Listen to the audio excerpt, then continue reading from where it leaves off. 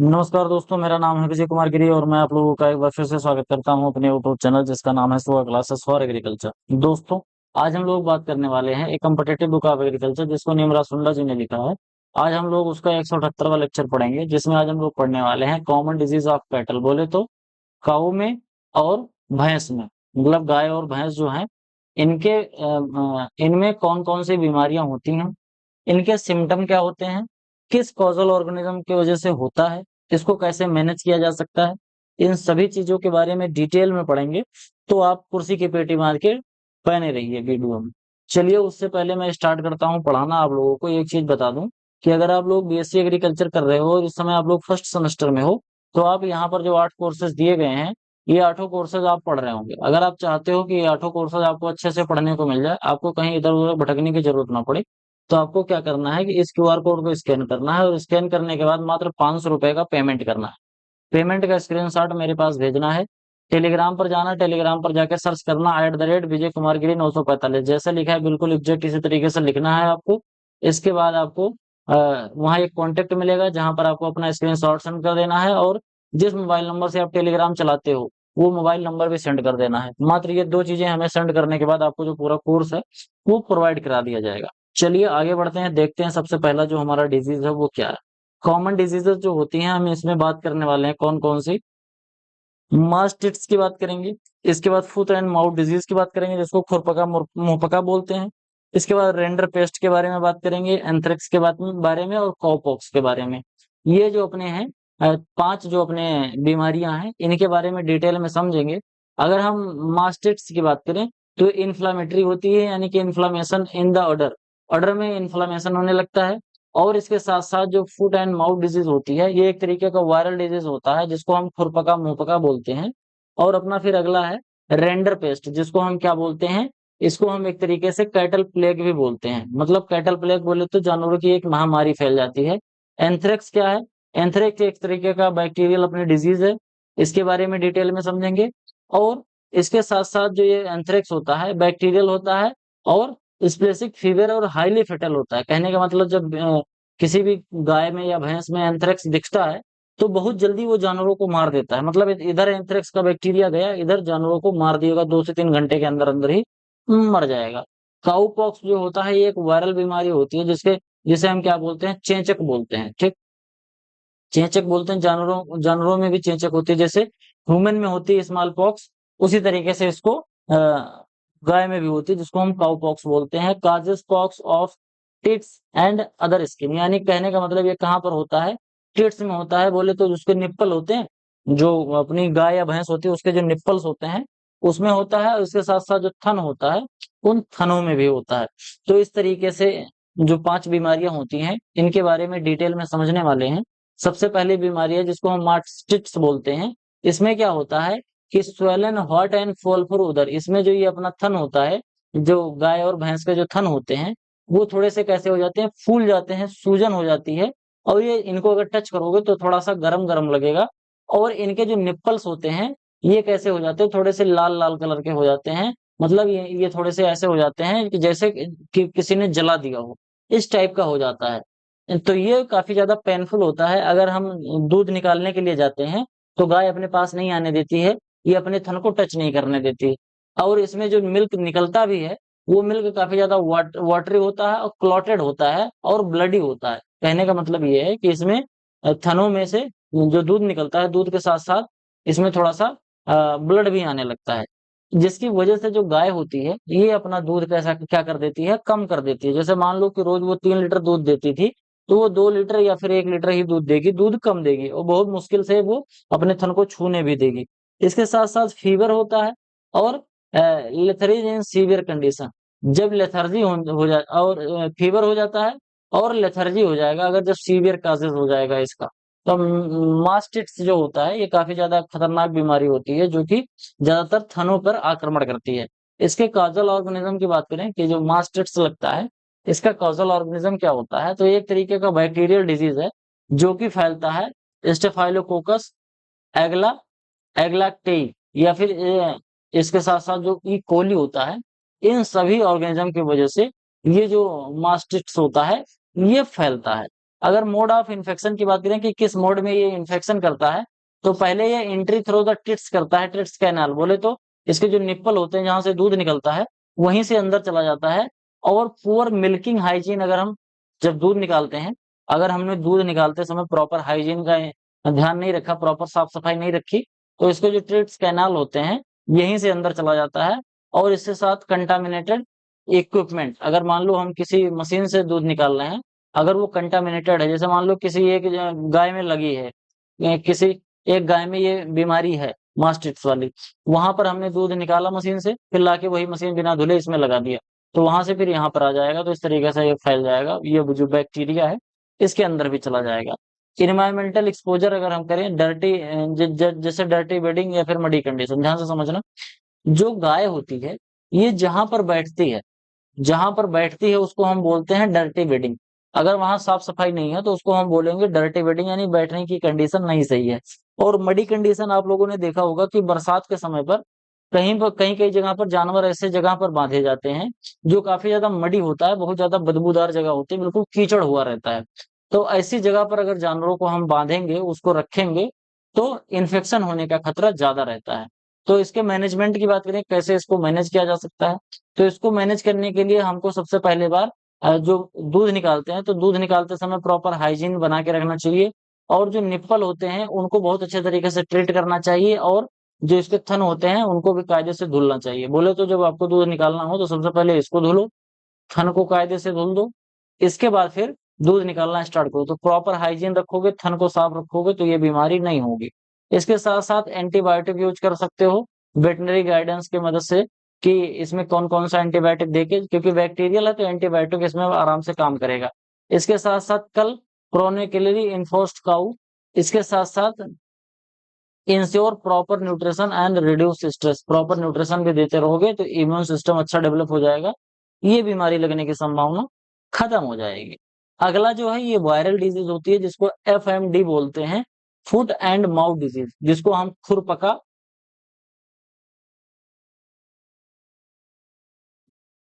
और मुंह पका, इसको खुरपका और मुंह पका बीमारी बोलते हैं। ये बीमारी जो होती है एक वायरस की वजह से होती है, बोले तो ये विषाणु जनित है। कैसा है ये? विषाणु जनित बीमारी होती है।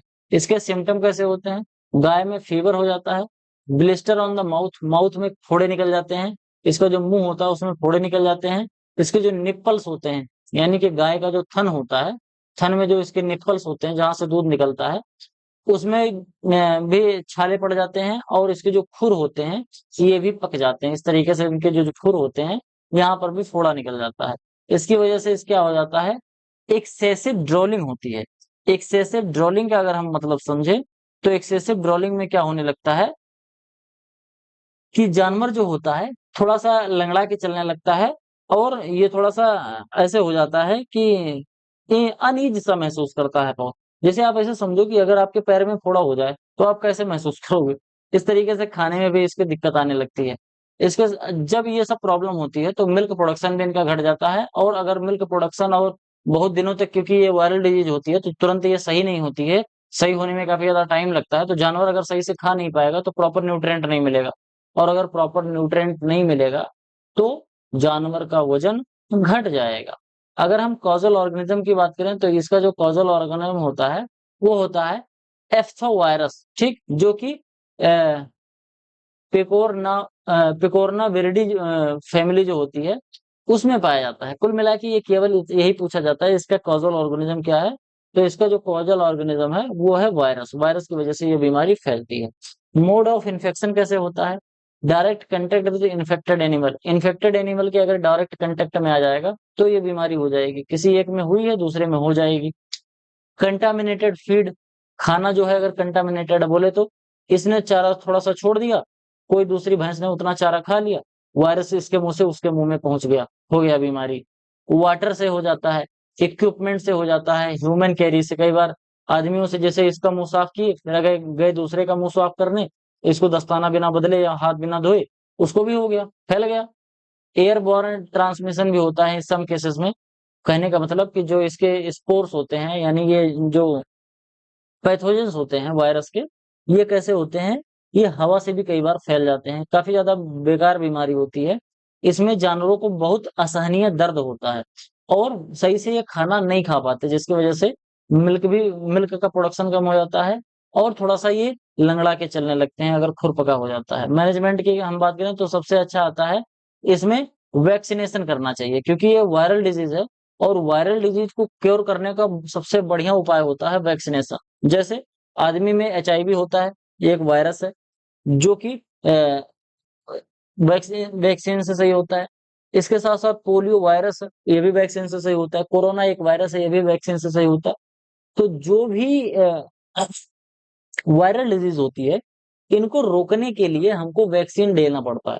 अब ध्यान से समझना, जब हम वैक्सीन देते हैं तो ये बीमारी को खत्म नहीं करता। अगर किसी को बीमारी हो गई है तो बीमारी रहेगी, लेकिन अगर किसी को बीमारी नहीं हुई है उससे पहले हम इसको वैक्सीन दे दें तो खुरपका मुंहपका जो बीमारी होती है ये नहीं लगती है।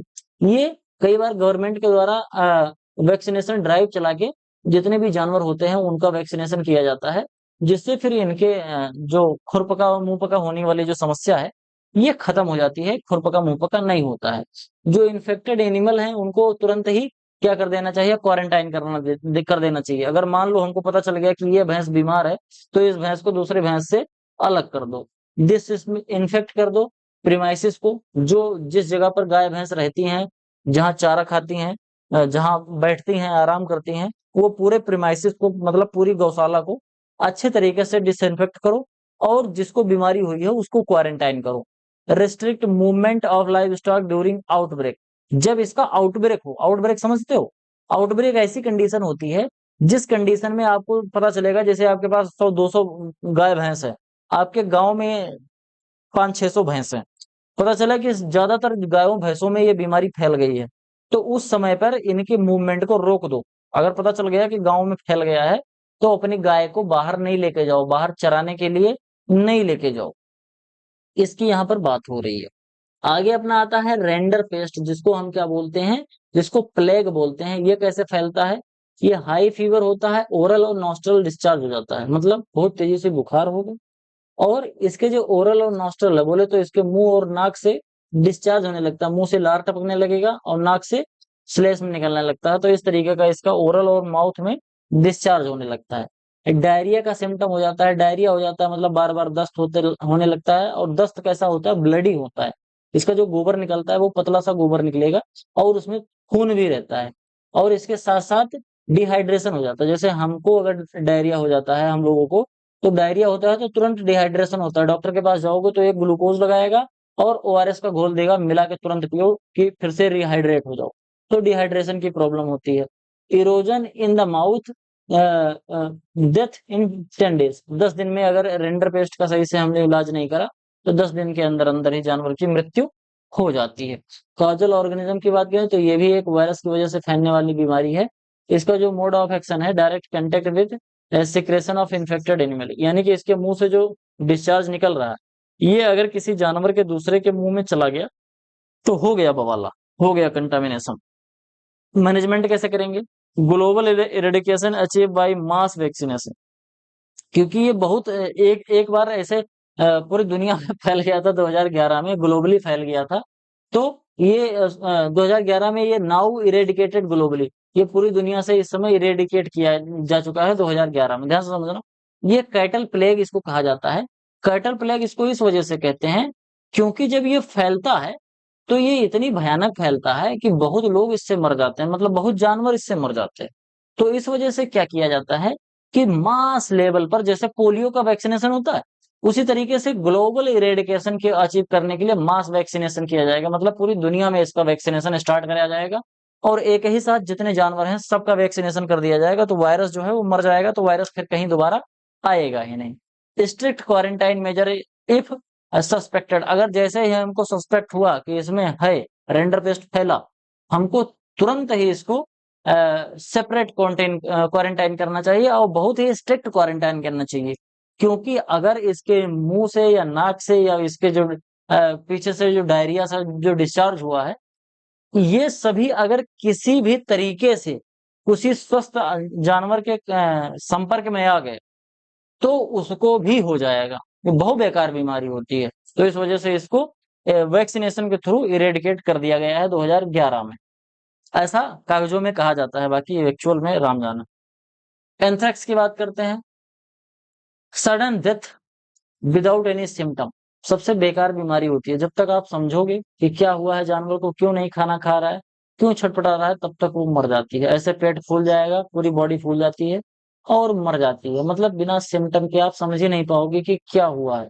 ये ऐसे देखते देखते ही आपके मर जाएगी। जब तक आप समझोगे कि इसको हुआ क्या है, इतने दिन में ये निकल जाएगी। जैसे जानवर कई बार खाता नहीं है तो हम लोग तो ऑब्जर्व ही नहीं कर पाते 2-3 घंटे 4 घंटे, और उसको मरना होगा तो उतनी देर में ही मार देता है। फीवर बहुत तेज हो जाता है, डिफिकल्टी हो जाती है सांस लेने में इसको बड़ी दिक्कत आने लगती है। ब्लडी डिस्चार्ज होने लगता है नाक से, मुंह से, और जहां से गोबर निकलता है मतलब एनस से, आगे पीछे से हर तरफ से जहां जहां भी नेचुरल ओपनिंग है इसकी, वहां से इसका ब्लड डिस्चार्ज होने लगता है। मुंह से खून आने लगेगा, नाक से खून आने लगेगा, कान से खून आने लगता है कई बार, और जो ओरल है वहां एनस जो है वहां से भी ब्लड का डिस्चार्ज होने लगता है। इस वजह से बहुत जल्दी ये मर जाता है। कॉजल ऑर्गेनिज्म की बात करें तो बैसिलस एंथ्रेक्सिस होता है, ये एक तरीके के बैक्टीरिया से फैलता है। और इसका मोड ऑफ इन्फेक्शन क्या है? Injection of spore from contaminated soil and feed. ये ज्यादातर जानते हो कैसे फैलता है? जब अपनी गाय जो है ये चारागाह में चरने के लिए जाती है, तो जैसे मान लो एक गाय यहाँ पर चर के गई है, इस जगह पर उसने चर लिया है, तो ये चरेगी तो यहाँ पर बैक्टीरिया आ जाएंगे। अब कोई स्वस्थ गाय चरते चरते यहाँ आई, तो ये बैक्टीरिया उसके मुंह में चला जाएगा, और मुंह के अंदर जाएगा, फिर पूरे बॉडी के अंदर जाके इन्फेक्शन फैला देगा, पूरा खलमंडली कर देगा। तो इस वजह से बहुत दिक्कत हो जाती है। तो डायरिया थ्रू स्किन वर्ड, तो इस तरीके से ये फैलता है। स्किन बॉन्ड की वजह से भी फैलता है, इनहेलेशन से फैलता है। मतलब इसने इसने सांस छोड़ा, बगल वाली कोई खड़ी थी उसने तुरंत सांस ले लिया, यहाँ से निकला इसके पास चला गया, इस तरीके से यह फैलता है। वैक्सीनेशन से इसको रोका जा सकता है। अवॉइड ग्राजिंग, ग्राजिंग को सबसे पहले रोक देना चाहिए। अगर किसी एक जानवर को फैल गया है, लग गया है, तो आपको पूरे फील्ड में ग्राजिंग को रोक देना चाहिए। क्यों? क्योंकि अगर कोई एक इन्फेक्टेड था, उसने चरा है, वो चारागाह में गई है, तो उसने पूरे फील्ड को इन्फेक्ट कर दिया होगा। अगर कोई दूसरा जानवर चरने जाएगा तो उसको भी हो जाएगा। तो इमीडिएट इफेक्ट से हमको चारागाह में भैंस या गाय को ले जाना बंद कर देना चाहिए। और उसके बाद ये थोड़े दिनों बाद ये क्या हो जाती है, धीरे धीरे धीरे धीरे प्रॉपर अगर हम इसको ट्रीट करेंगे फील्ड को, तो फिर बाद में ये सही हो जाती है। फिर बाद में लेके आप जाइए। Burn by burn bury carcasses deeply, do not ऑटो स्पाई। एंटीबायोटिक का यूज करो, penicillin for early access, early cases. अगर तुरंत ही हमको दिख रहा है कि एंथ्रेक्स होने की संभावना लग रही है, तो तुरंत पेनिसिलिन डालो, क्योंकि बैक्टीरियल डिजीज है तो बैक्टीरिया में सबसे पहले हम लोग पेनिसिलिन का ही यूज करते हैं। काउपॉक्स के बारे में बात करते हैं। इस तरीके से होता है, जैसे एक लंपी डिजीज चली थी, वायरस की वजह से होने वाली डिजीज है, वैसे होता है ये काउपॉक्स भी। Pustules on udder, teats and occasionally mouth, यानी कि मुंह में चकत्ते पड़ जाते हैं, टिट्स में पड़ जाते हैं। टिट्स बोले तो जो निप्पल्स होते हैं उसमें पड़ जाते हैं, थन में पड़ जाता है, पूरी बॉडी में, पूरी स्किन में ये पस्ट्यूल्स पड़ जाते हैं, जिनको हम पस्ट्यूल्स को चकत्ते बोलते हैं। माइल्ड फीवर हो जाता है, मिल्क का प्रोडक्शन लूज हो जाता है। लेसन स्केप ओवर 2 से 3 दिन तक। ये लेसन जो होता है ये ऐसे 2 से 3 वीक तक रहता है, मतलब ऐसा फूल जाएगा, फिर वो धीरे धीरे धीरे धीरे थोड़ा सा ऐसा रह जाता है। कई बार तो ये फूट जाता है, और जब ये फटता है तो इसमें से एक लिक्विड का डिस्चार्ज होने लगता है, और वो लिक्विड का डिस्चार्ज जहां जहां भी होगा वो वहां वहां भी इन्फेक्शन फैला देता है। ये एक वायरस की वजह से होने वाली बीमारी है। इससे बचने के लिए हमको तुरंत ही क्या कर देना चाहिए? रोडेंट का यूज करना चाहिए। काऊ और rodents contact with infected cow and rodent. जो अपने काऊ होती हैं, इन्फेक्टेड काऊ, उनके संपर्क में आएगी कोई स्वस्थ काऊ तो उसको हो जाएगा। कोई रोडेंट है जो कि रिजर्वायर होता है होस्ट का, रोडेंट समझते हो? रोडेंट मतलब चूहा हुआ, चूहा। तो इस चूहे के संपर्क में आएगा तो भी फैल जाएगा। कंटामिनेटेड मिल्क इक्विपमेंट, कंटामिनेटेड अगर मिल्क इक्विपमेंट है तो उससे भी फैल जाएगा। कैसे मैनेज करोगे? तुरंत ही आइसोलेट कर लो, मेंटेन हाइजीन मिल्किंग में, और usually self limiting tropical antiseptics prevent secondary infection. ध्यान से समझना, तुरंत एंटीसेप्टिक का इस्तेमाल करो, इस जानवर को क्वारंटाइन कर दो, फिर इसको डॉक्टर बुलाओ, दवा कराओ, ये सही हो जाएगा। मतलब जानलेवा टाइप का नहीं होता है, लेकिन अगर नहीं करोगे तो जानवर मर जाएगा, और मरता बहुत बेदर्दी से है, बहुत दर्द से कराह कराह के मरता है। क्यों? क्योंकि इससे उसकी स्किन में बहुत भीषण दर्द होता है। ये किसी करवट बैठ नहीं पाएगी। अगर बैठेगी, इस करवट बैठेगी तो इधर के पस्चूल्स दर्द करेंगे, उस करवट बैठेगी उधर के पस्चूल्स दर्द करेंगे, बाकी पूरे मुंह में दर्द करने लगता है, जलन होती है अजीब सी। तो इस वजह से ये काउपॉक्स थोड़ी सी क्या, ये मतलब बहुत दर्दनाक बीमारी होती है, जिससे दर्द बहुत ज्यादा होता है। ये एक तरीके की वायरल डिजीज होती है। अब हम बात करते हैं general prevention measure for all disease. अगर हम एक पशुपालक हैं तो हमको क्या क्या करना चाहिए कि जिससे जो हमारा गौशाला है उसमें बीमारियां ना हो। सबसे पहले बायो सिक्योरिटी करनी चाहिए, quarantine new animals and disinfect equipment, पूरी प्रॉपर साफ सफाई रखनी चाहिए। वैक्सीनेशन बराबर करना चाहिए, जो जिस चीज की, जैसे रेंडर पेस्ट का वैक्सीनेशन होता है, फुट एंड माउथ डिजीज का वैक्सीनेशन होता है, पॉक्स का वैक्सीनेशन होता है, तो जितने भी वैक्सीनेशन है उसको करना चाहिए। न्यूट्रिएंट प्रॉपर देना चाहिए, क्योंकि न्यूट्रिएंट जब हम देते हैं तो जो हमारी गाय या भैंस होती है उसका इम्यून सिस्टम अच्छे से डेवलप होता है, और उसको एक बैलेंस राशन देना चाहिए जिसमें सब कुछ अच्छी मात्रा में हो। और वेटनरी केयर भी हमको टाइम टाइम पर लेते रहना चाहिए। अगर हमको दिख रहा है कि कोई एक जानवर थोड़ा सा दिक्कत कर रहा है तो हमको इमीडिएट इफेक्ट से उसको क्वारंटाइन करके तुरंत डॉक्टर बुला के चेक करवाना चाहिए, क्योंकि एक में फैलेगा तो फिर उन सब में फैल जाता है। तो अगर आपने ढेर सारे जानवर पाल रखे हैं तो इसमें बहुत ज्यादा आपको समस्या होने वाली है अगर आप इन चीजों को फॉलो नहीं करेंगे। तो आज की वीडियो में केवल इतना ही। आई होप आपको वीडियो पसंद आया होगा। मेरा एफर्ट जो मैं इतनी मेहनत करता हूँ आप लोगों के लिए, आपको अच्छा लग रहा होगा। अगर आपको लग रहा हो, जेन्युइनली आप चाहते हो कि ये चैनल अच्छे से ग्रो होता रहे, आपको अच्छे से क्वालिटी कंटेंट मिलता रहे, तो प्लीज हमें फाइनेंशियली सपोर्ट करिए। वीडियो पसंद आया हो, वीडियो को लाइक करिए, चैनल को सब्सक्राइब करिए, अपने जो भी सुझाव है कमेंट बॉक्स में जरूर लिखिए। मिलते हैं किसी दूसरी वीडियो में, तब तक के लिए इजाजत दीजिए। धन्यवाद।